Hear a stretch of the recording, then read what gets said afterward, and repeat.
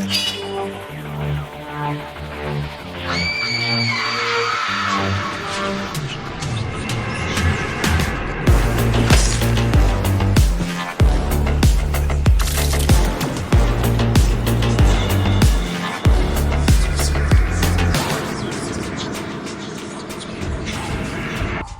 hello, welcome everyone, or welcome back. If you've been here before, if you're new here, welcome. I'm Sam. I'm Liz. And today we are wrapping up Found Footage Volume 4? 4? I think it's 3, 4. I confirmed 4? it was 4. Okay. It took the entire month, but I looked back.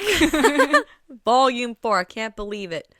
And we are wrapping this month up with I feel like, lesser known movie, I'll say. I don't even know if I can say that. It's a Ty West film. A lesser-known Ty West film. Yes, lesser known Ty West film from 2013 called The Sacrament. Yeah.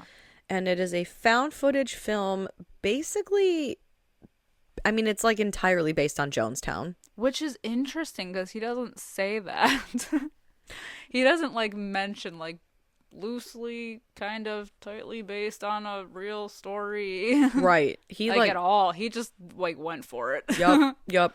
And it's uncanny. Yeah. There's no way that this was it's like so hey, copy my homework but don't make it look like, and then they just word for word. Yeah. This was a first time watch for me. So I didn't know. I knew it was about a cult. But I did not know the extent of it until I was in it, and I was like, "Wow, this bears some very similar things to something that actually happened in real life." Mm-hmm. But I'll keep watching, and it got to I don't know, it got to an even bigger part of it that was definitely the same. Mm-hmm. For those of you who have not seen The Sacrament but are familiar with Jonestown, fear not. There is no real spoiler if you know what Jonestown is about. So if you want to listen to this episode but don't want the movie spoiled, that's what it is. Yeah. That's what it is. It's just told from a found footage, almost like documentary, I would say. Documentary style situation. Because the whole setup of this movie is that Vice, which is a very real, what would you call it? Company? Well, they describe themselves as a multimedia outlet. Yeah, that makes sense. It's real. It's a real media thing. Mm-hmm. But these are just, I think, fake people, or it's actors. Yeah, but their whole thing is that they cover stories that are overlooked by media that might be kind of more controversial. Mm-hmm. And they mention it in the movie that they try to take a non-biased approach to these things. They're just trying to report facts, but I just feel like that's hard to do. It's hard because the main reporter is an emotional person. Yes, and he clearly has a stance. Yeah, he's got opinions. Yeah. He's got thoughts, and he makes them known. Exactly. So, Sam is the person who we are basically introed into this movie with. And he says his, I think it's, what is he, a freelance photographer? Oh. Yes, freelance photographer, Patrick. Yeah. His sister is an ex-drug addict who ran away to a rural community and in an undisclosed location. Yes, and has reached out to him via a letter and wants him to come visit. And so Sam and their other camera guy, Jake, are going to tag along with Patrick. They basically convinced Patrick to let them come along and document what's going on. Yeah. So that's the whole basis for this movie. Mm-hmm. And what could go wrong? What could go wrong? And it shows them all traveling to... So, again, they don't preface... They give no, this no movie based on a true story. But if any movie were to ever have this and it actually be true, this would be the movie. Yes, it's so crazy. Excuse me, it's so crazy. So, if we're going off of Jonestown, the three of them are traveling to, I believe it's Guyana. Mm-hmm. That's how you say it, right? Guyana? Yeah. Okay. Which is in South America. Mm-hmm. Okay. Because that's where Jonestown took place. But in this movie, they're traveling to... unknown location. Some place, some forest, right? Yes. Some jungle-ass looking by helicopter. Thing.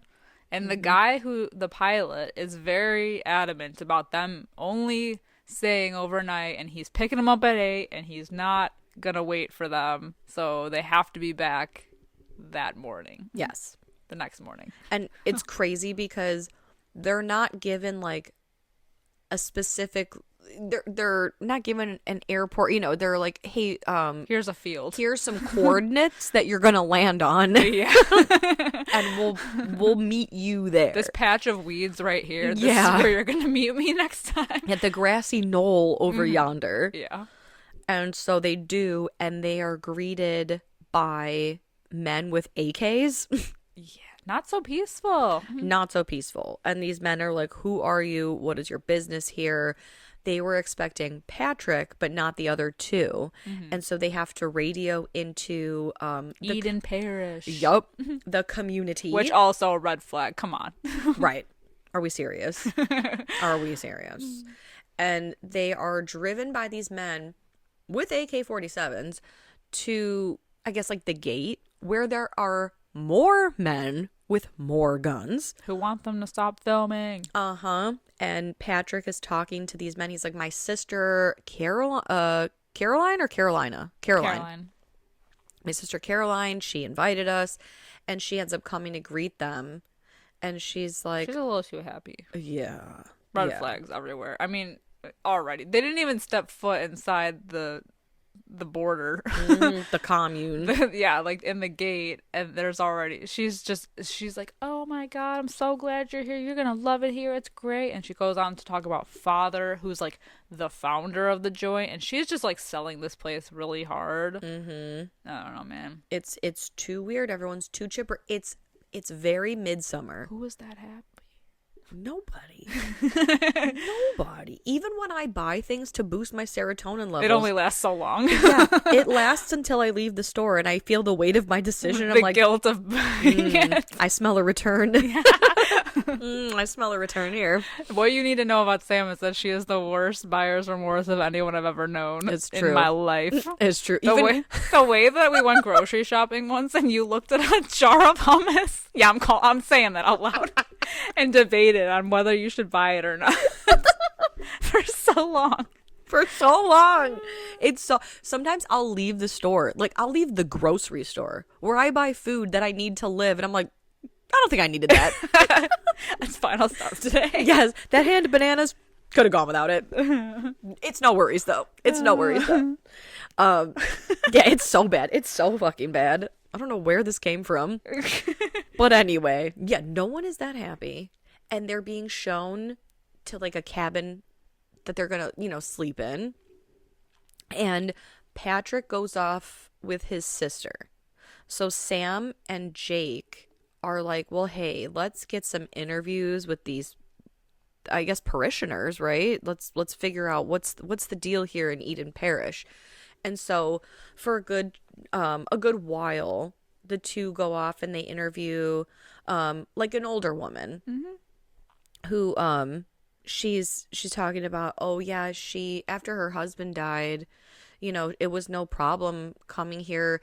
She joined up with Father years and years ago and really got along with his teachings. And when he asked her to sell her home and give up all of her money and all of her possessions to come with him, she's like, oh, it was a no-brainer. And she said it was almost like she felt chosen. She was chosen by him. She was called. Yeah. And she's like, it's the best and easiest decision I've ever made. I'd do it again. And that seems to be the consensus for everybody, because they talk about that girl who was like a writer, I think, in Brooklyn. Yeah, she was like 20, like a 23-year-old. Yeah, and she was just like, yeah, I felt compelled to come here. Same with the nurse. Yes. Who, she was like really selling the place hard. And then he's asking questions like, well, how did you how did you afford to bring all these medical supplies here? And basically they all mentioned that they like gave up their life savings and donated all to this specific cause. Mm-hmm. So he's like, when they get back in the cabin, he's like, red flags everywhere. Why would they be doing this? Yes, yes. I love this guy so much because he's not an idiot. Mm-hmm. You know, he interviews these people that are all too happy and he says, Nah. no. Yeah, like, why would they give up their entire life savings to come here? Right. And for what, you know? For what? Because there's not a lot going on. They're very much living off of the land. There's no television. There's no They're very primitive radio. lifestyle. Uh-huh. And it's a what's the word? It's a diverse group of people living together.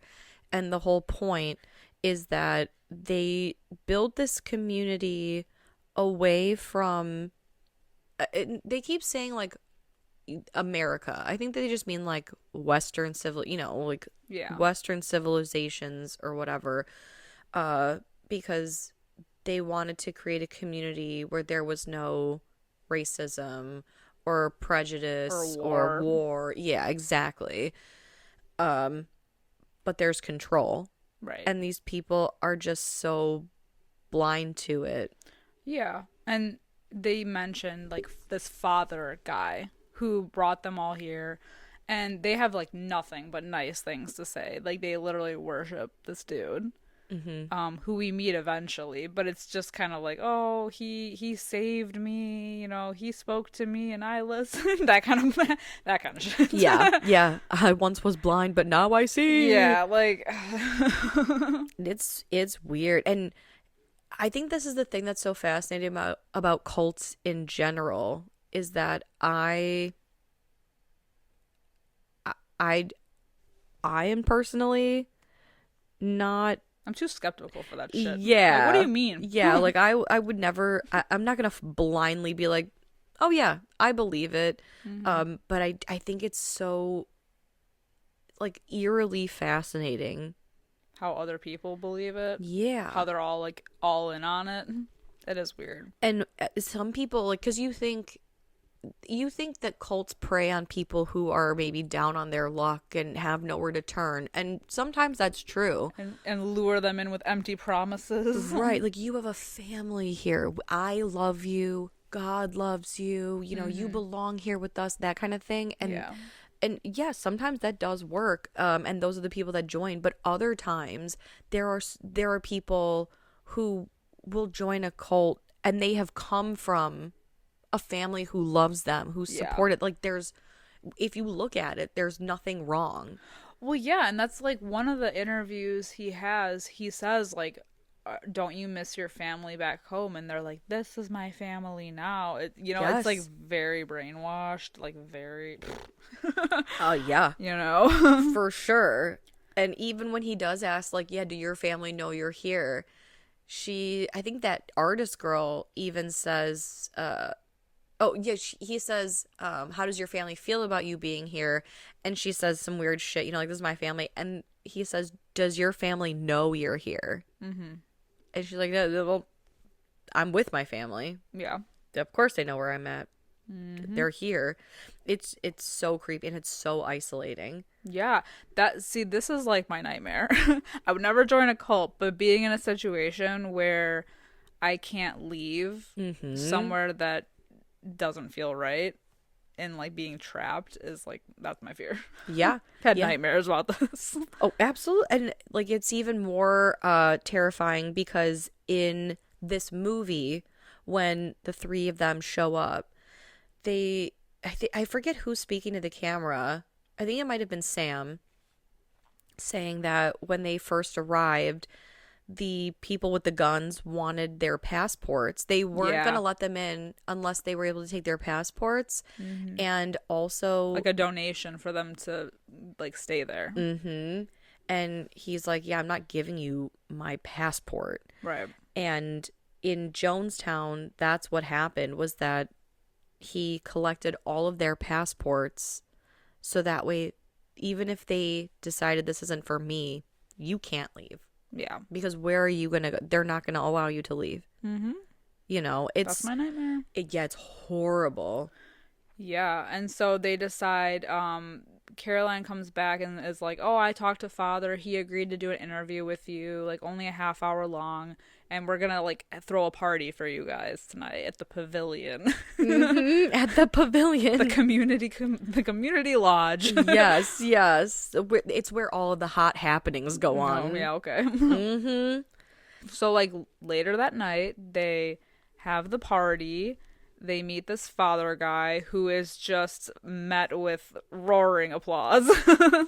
It's so strange. And he's and first of all, let's talk about it, because Jim Jones, the leader of Jonestown and the People's Temple and all that, drug addict. Yeah. Drug addict, who was addicted to box dye, black hair, box dye, if I recall. At least that's how he looked. And he always wore those like tinted aviators. Well, this guy, he may not look, he may not have the box dye black hair, but he's got the aviators. And the linen shirt and the linen pants. He looks like he's going to fucking Boca Raton. I don't know. He's on vacation. But so Caroline mentions earlier that, he's a little under the weather, right? But he should be good for the interview. And I think, under the weather, okay. Because with those glasses, I think he's gone skiing, if you know what I mean. Yeah. And I love it because they sit down for the interview and Sam is conducting the interview and he says, thank you for taking the time to sit for this interview. Caroline had mentioned you weren't feeling well. Are you feeling better now? And he's like, get out of my business. Yeah. He says, mind your fucking business. Yeah, I am actually. Which is hypocritical because of what he says during the interview, but whatever. Mm-hmm. Getting into people's business. Exactly. Yeah, and the interview is... It's strange. Strange. Yeah, Sam attempts to try to get some answers from him, but it's almost like the way that this father guy is answering is like very evasive in a way, and he turns things around a lot. And he takes Sam off guard by mentioning that he knows that he has a wife and she's pregnant. Mm-hmm. So, he's like, oh, I bet you're wondering how I know that and all this stuff. So he's taken off guard. So it's almost like he can't really even finish the interview properly because he's like shook. Right. Well, and it's crazy too because this guy is also gaslighting him or attempting to in this interview because it starts off innocently enough, like, hey, are you feeling better? Okay. What's the deal with this place? Like, how did you come to start this? And just kind of asking questions. And then he does ask something that triggers this father figure. Hold on. I think I wrote it down too, just to be like specific. He says, if they're such a peaceful, because he's like, we came here to get away from racism and war and prejudice, and we just want to be like peaceful. We're a peaceful group. And Sam says, if you're so peaceful, if this community is so peaceful, then why do you have so many guns? Mm-hmm. What's with all the guns? And this is when the father kind of tries to gaslight or at least turn around the conversation and manipulate his audience and saying, hey, this is why we don't let outsiders in. This is why we don't allow the media in to know what we're doing, because it's the media that tries to turn things and twist things, and put a spin on this that's so dark, and you're trying to poison what we have going on here. And it's all these things like manipulation 4K. Exactly. Like happening right there. Yep. And that's when he turns it around and is like, I love these people the way that you love your wife and your child because she's expecting, right? That's how I love these people. And if anything were to happen to these people, it would feel like I lost a child. Yeah. You don't know. You don't want to know how that feels, do you? Mm-hmm. It's so gross and weird. Everything he says comes off as like almost like evasive and like fluffy almost, like he's just, talking to talk, but also threatening. Yes, everything feels like a very veiled threat. Especially anytime he's talking to the crew. And so it's kind of weird after a minute, right? They take a beat and he's like, anyway, that's all the time we have for today. And then they start the party. And the party, first of all, is a dry party, right? No alcohol. And it's full of gospel music, church music. So not my personal kind of vibe. No. But it is fun. So Patrick disappears. He's seen with 2 women. Yeah, I don't understand this part. It's, well, so they kind of explain it a little bit later, kind of. But it's like such a random thing. It is a random thing. So to just like throw in this, but whatever. Yeah. So Sam is seen with 2 young, conventionally attractive looking women. I'm sorry, Patrick is. And Sam and Jake kind of go off and they're like, this is weird, right? This is kind of weird, but hey, I was having fun at the party. And earlier in the day, there was a young girl named Savannah who had kind of shown up at their cabin, and their mom, her mom came up and was like, Savannah, get away from them. They're outsiders, and, I don't want to be a part of your documentary. Well, this girl, she shows up at night and she hands them a note. Because she's mute. And it says, help us. And so they go searching for her. They can't find Patrick anywhere. They end up wandering into almost like an office, a cabin. And they're like kind of rooting around. Like, we got to get out of here before we're caught. And Jake says, no, you have to see. The safe is open. We need to look around. And inside the safe is a box of everyone's passports. And they're like, oh, shit, someone's coming. And it's Caroline. And she says, what are you doing? And they're like, oh, we're looking for... Which is creepy. Yes. They say, we're looking for your brother. And she says, oh, his cabin's this way. And as they're approaching the cabin, she's suddenly like, actually... He's busy. He's busy. He's not here. Father says every now and then it's okay to sin, so implying that he's having a threesome. And basically the whole point of this is that I guess their family is rich. Yeah. Or well off, at least. And Caroline is trying to get her brother to have such a great time that he convinces his parents to send them like money to donate to the whole place. And I mean, it's kind of a good way to do it. A threesome? Sold. That guy's having the time of his life. He's like, this place fucking rules. There's no booze, but damn. Right. 2 chicks at the same time. It's not a dry party after all. You know what I mean? But it isn't. It's creepy because before we realize that Patrick is okay, it's all like this scene specifically. I remember the first time I saw this, I said, oh, Patrick's dead. Yeah. So they took Patrick. Bye, Patrick. Yeah, and then they killed him. So good to know that at least in the morning he's alive, right? Yeah. Yeah, he's alive. But then they end up running into Savannah, who leads them to the group of those adults, right? Yeah, this is a wild part because they run into all these people, a group of people who are basically like, we're prisoners here. This place sucks. Yeah. This place just straight up sucks. Like, where he's keeping us here and we need to leave with you on your helicopter. And, like the crew's like, we are taking a helicopter that can't fit all of you. So we're going to have to figure something else out. Yeah. Like, well, and I think that even Savannah's mom is like, you gotta at least take my daughter. Look what they've done to her. Yeah, and she has marks on her. They mentioned that Caroline specifically has done like horrendous things to people. So they hurt people. They even kill people. Anyone who questions, good. Yeah, these defectors. Well, and then I love it because they hear someone coming and they scatter like fucking cockroaches. Oh my god. It's like a possum when the light goes on and they're like, yeah, literally gone. Exactly. And it's the guys with the guns, and they're like, oh, what are you doing with this little girl? And oh, we can't find her. She's trying to find her mom. They're like, we'll take her, thanks. And then it's creepy because I think they're walking back to their cabin, maybe. I mean, at some point, Caroline is called. Oh, I think this was like earlier, right? When she's like, oh, he's not here, right? The father is like, hey, Caroline, I need your assistance in this cabin. Yeah, he's got a whole intercom system happening. Yeah.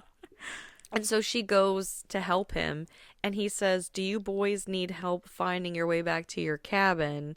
And they say no. And he goes, okay, wouldn't want to wander into some place where you don't belong. And again, it's like a veiled threat. Yeah. But yeah, they're definitely hooking up. Yeah, oh, for sure. Fucking gross. They be fucking. And it's nasty. Because this guy, I mean, Jim Jones, at the time of Jonestown, was older. Mm-hmm. But at least he had Lady Clairol to help him out. You know what I mean? Like the fucking Faria or whatever that what is it? Nice and Easy from the grocery store.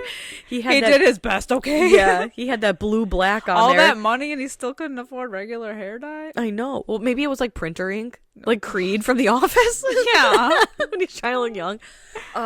But this guy is old. Yeah, like old. You know. It's all sus, man. Yeah. Enjoy the podcast, like what you hear, and you want to hear more? Well, you're in luck. We have a Patreon. That's right. If you don't know, we talk about new movies on our Patreon. We do monthly rewinds so that way you can find out what we are watching between our main episodes. Sometimes we craft spooky cocktails to match our theme of the month, and watch parties galore. So much fun over there. Head over to patreon.com/Fright Mic podcast to check that out. Again, if you want to hang out with us a little bit more, then support us over on patreon.com/Fright Mic podcast. And we'll love you forever. Okay, bye. Well, especially in the morning. Well, and the guys talk about, like, Jake is like, I don't want to get involved. Because, Sam, he's the one that's the emotional one. And he's like, we got to help these people. We got to figure something out. And Jake's like, I don't want to get involved. Let's just get the fuck out of here. Neither of them sleep. Yeah. Because they're, like, terrified for their lives. Well, and they also hear there's, like, commotion, right? Mm-hmm. And they look I think it's, like, either middle of the night or very early morning, right? And they see a small group of people that are at the pavilion. Yeah. And they're doing something. They're up to something. Mm-hmm. And in the morning, they mentioned how, like, they haven't slept. Right. And there's still, like, a small group at this pavilion, but there's... Go ahead. Well, I was going to say it turns into, like, a frenzy. Yeah. Isn't there, like, a meeting called at the pavilion? Yeah, there was, like, a early morning meeting, and all of a sudden, like, they're like, what the hell's going on? They grab the camera, and they're heading out. And Patrick's there, by the way. Yeah, Patrick's Patrick's alive. Yeah, he's... Yeah. Freshly fucked. Nice and ripe for the day. Yeah. And he's like, I don't know what the hell happened, man. They all want to leave. Like, I told them that they can't come with us, but all these people, like, suddenly out of nowhere are just like, we need to get the hell out of here. And he's like, I'm trying to calm them down. And, the mom, Sophie's mom, is like, I want them to take my daughter. And the nurse is, like, holding her back. Like, oh, no, they're not taking, no one's leaving out of here. Blah, blah. So it's, like, a whole thing. Yeah. And basically Sam tells Jake, like, hey, you go get the helicopter, see how many people he can fit and figure this out. And Sam stays behind, but he also kind of gets, like, tackled, and Patrick gets tackled to the ground. Yeah, they knock their asses out. Oh, yeah. Because, like, before Jake leaves, Caroline comes up to them and is frantic and is like, she's pissed. Yeah, she's pissed. She's like, this is all your fault. I never should have let you in here. You're not my family. You guys are basically, you're the fucking worst, and you're the demise of this entire community. And she runs off, and they're really like, oh, is she on drugs? Yeah, because she seems like it. Yeah. She seems like she's, like, strung out or... but she's supposed to be clean, right? Yeah. And the whole community is supposed to be clean. Right. So they think that's interesting. And yeah, so Jake goes to the airfield, the fucking... The weed pile. Yeah, the weed patch. And those two get knocked out, Sam and Patrick. Yeah. And I think Caroline is the one who picks up their camera. It's Patrick's camera. And you hear the father say, I want you to get all of this. I want you to record all of this. And he basically goes on to tell this community of people that, you know, we were trying to live peacefully and escape, but these outsiders are going to bring people here and they're going to bring violence. And so we should choose to peacefully all kill ourselves, because it's really not the end. It's the beginning of something new. We're all going to meet on the other side. And it's so creepy because you see these giant vats of probably, it's some kind of punch, you know, like a Kool-Aid, and it's laced with poison. I know in Jonestown it was cyanide. Yeah. And it's so creepy because they're pouring it into these cups, and he says that some people have already been injected, like some of the young people have already been injected with this poison, and you know, we all need to go together. And one of the men, but it's weird the way that he refers to it as the potion or the last sacrament. Yes, yeah, the potion. Drink the potion. The last sacrament. And there was a young man who was playing basketball earlier, and he said something.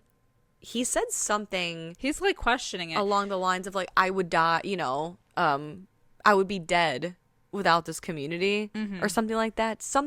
But there's the other guy who's like, why should we have to surrender? Or like, you know, it's the same guy. Yeah. Why should we have to surrender? Like, why can't we fight back? You know, like, basically, why can't we fight back? And he's like, the whole point is not to fight. Right.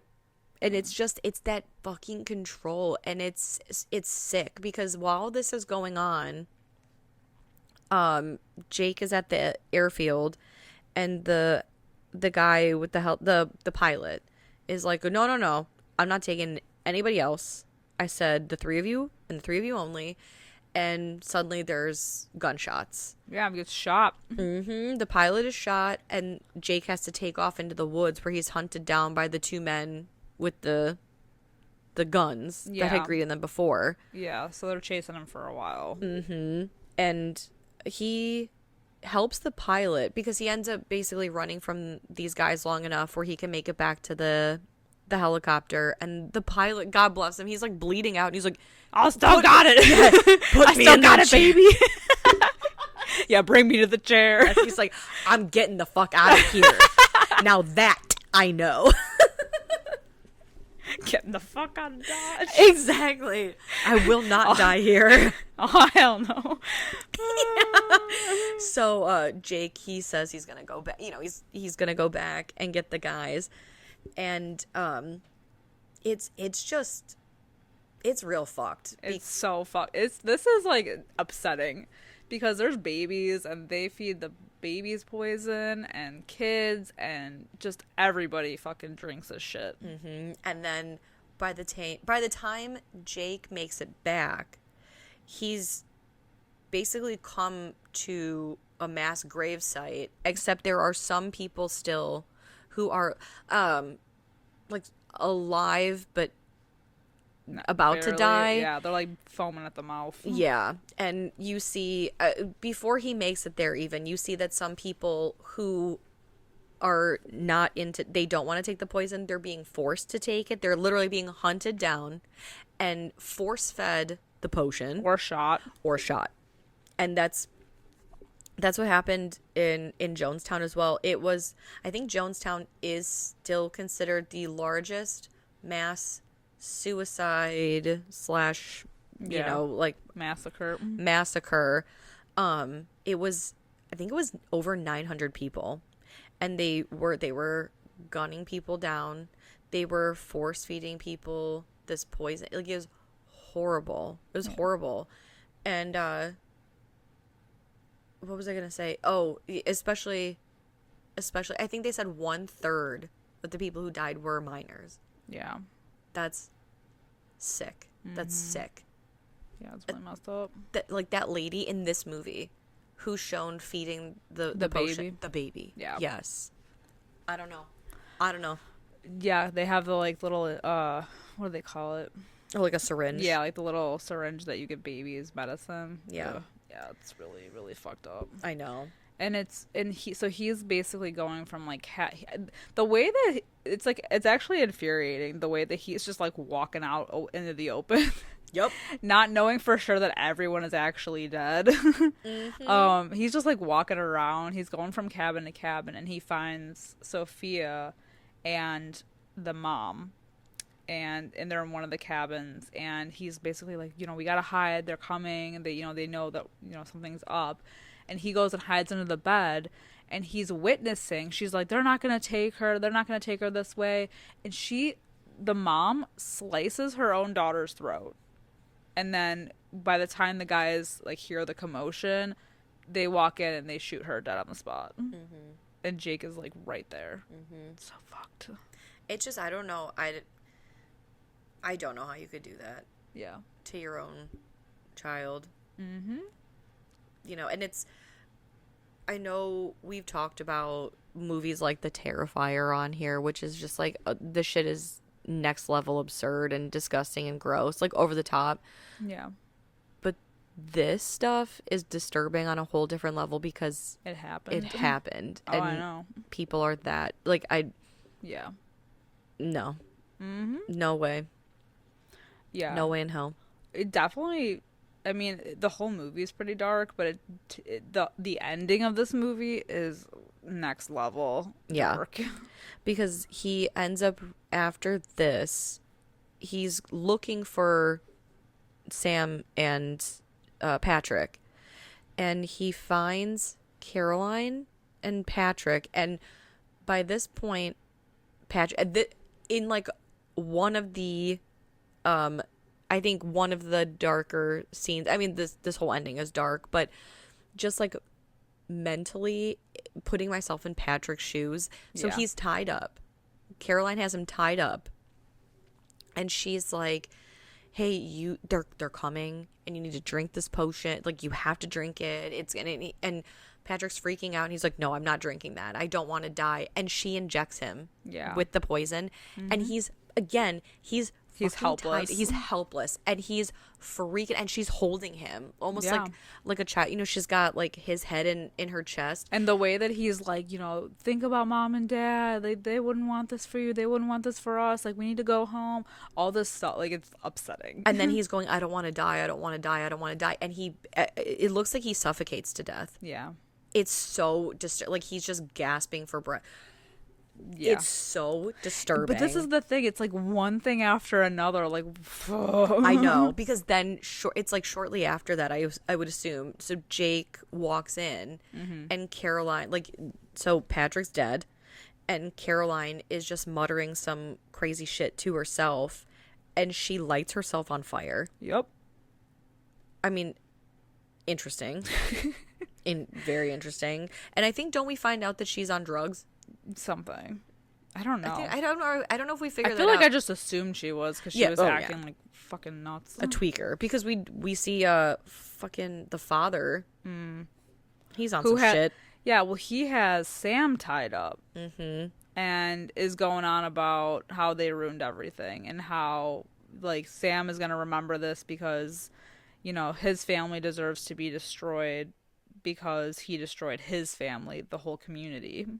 And it's gaslighting at its finest, because he's telling this guy, you're responsible for these people's deaths, but the father is the one who gave the order to not only have these people drink the poison, or the potion, but those who chose not to, they die anyway. Right. It's insane. It's insane. The level of gaslighting, manipulation, yes, and arrogance, mm-hmm. is astounding. And brainwashing. But yes. Jesus. But then he opts not to take the poison, but he shoots himself. Yep, right in the head. Ooh. But luckily, that means that Jake and Sam can fucking book it out of there. Mm-hmm.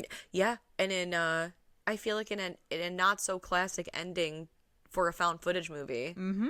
we have 2 survivors. I know. What the hell? I know. That's rare. It is rare. It's rare to have any survivors.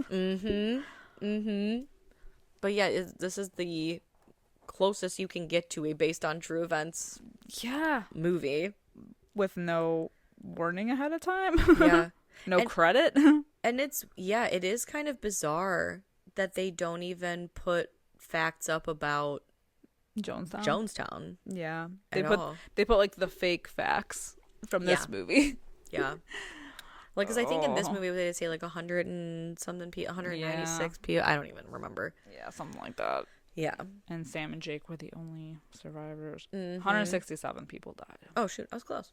Yeah. It was dark. Yeah, cults. It's interesting. That's a whole thing. Yeah. Yeah. So what did you think of this movie? I thought it was interesting.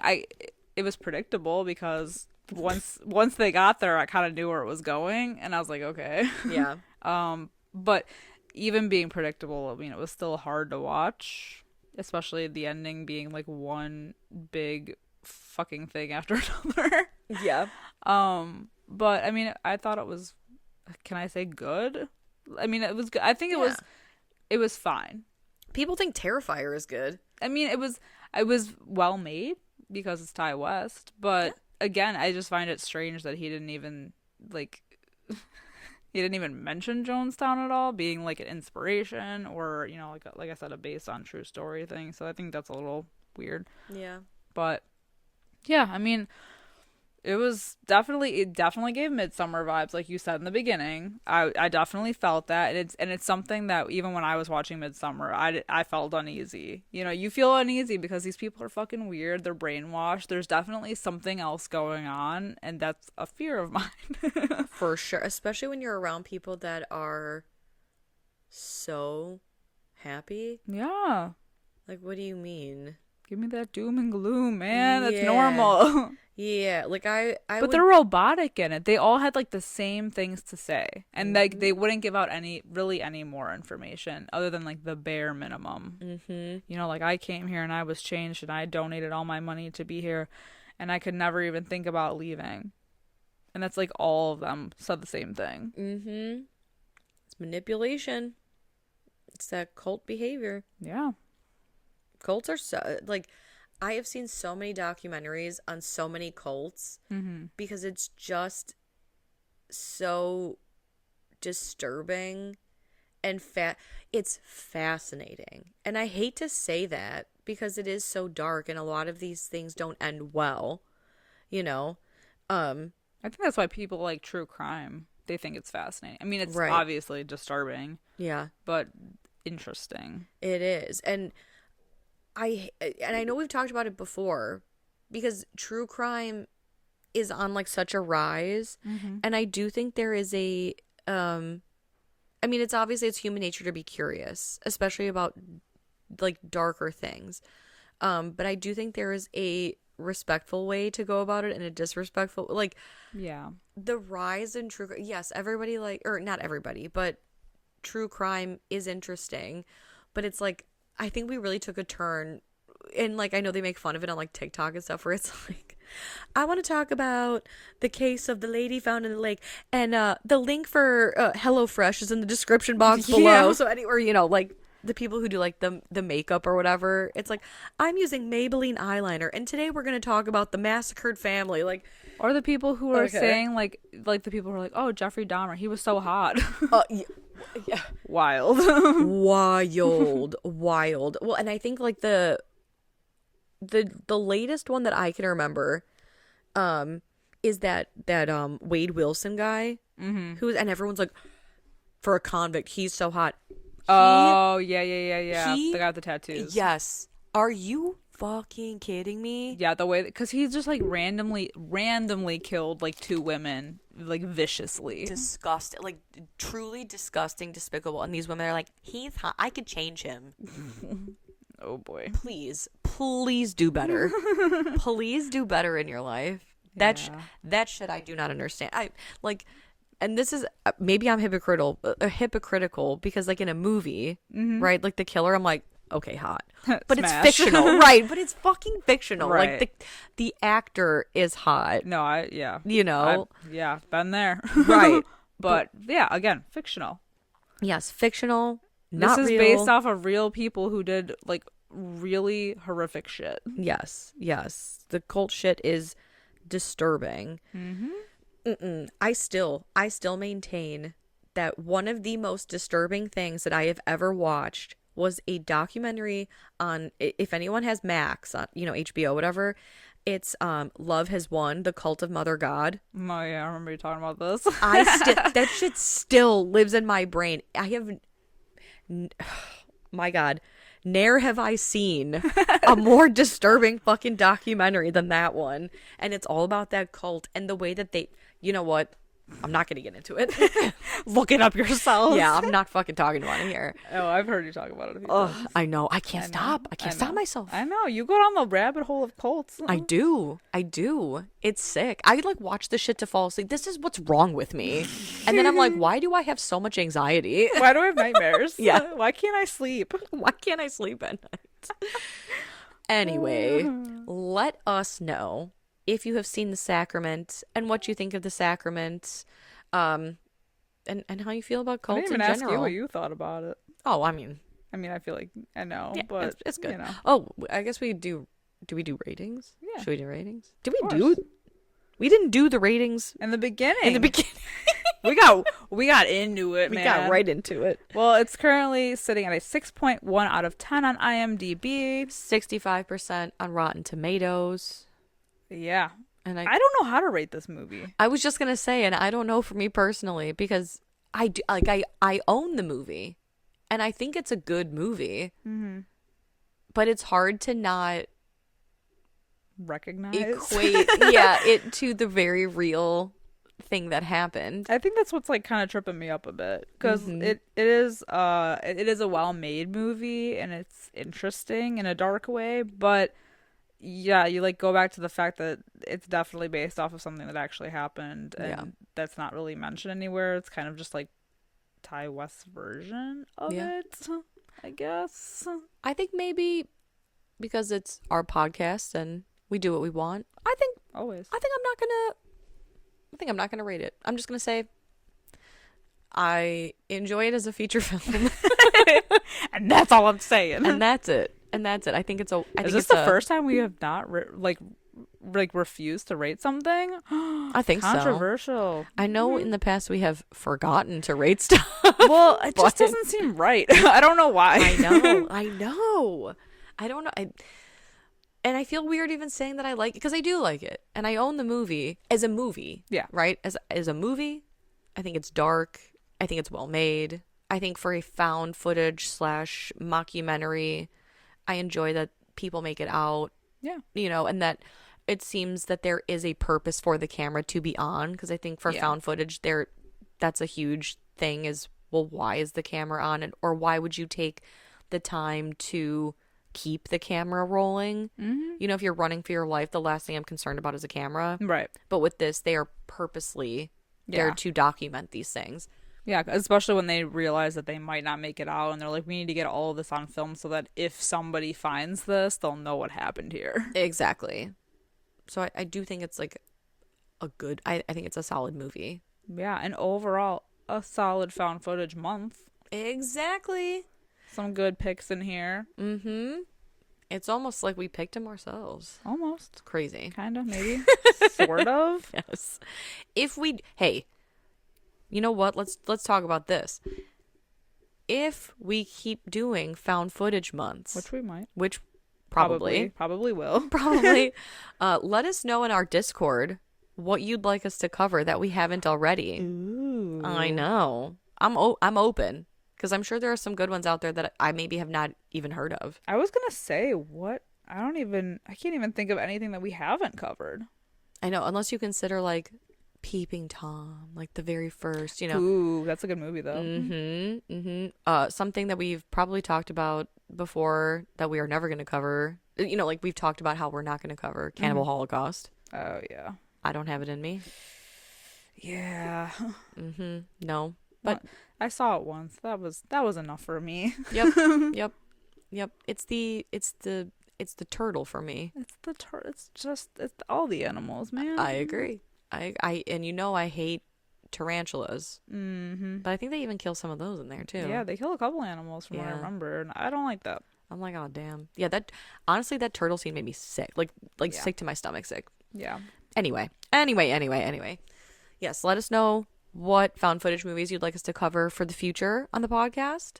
Let us know what you think of The Sacrament. Let's talk about it in our Discord. You can find us over there at Fright Mic Podcast, as well as all social media platforms at Fright Mic Podcast. Hit us up. If you'd like to connect with us and hang out, and if you have a few extra minutes, please, wherever you can, rate and review our podcast. Give us a 5-star, give us a nice little comment, a smooch, a fun little emoji, whatever makes you feel good, because it makes us feel good. And until next time, I'm Sam. I'm Liz. Rest in peace.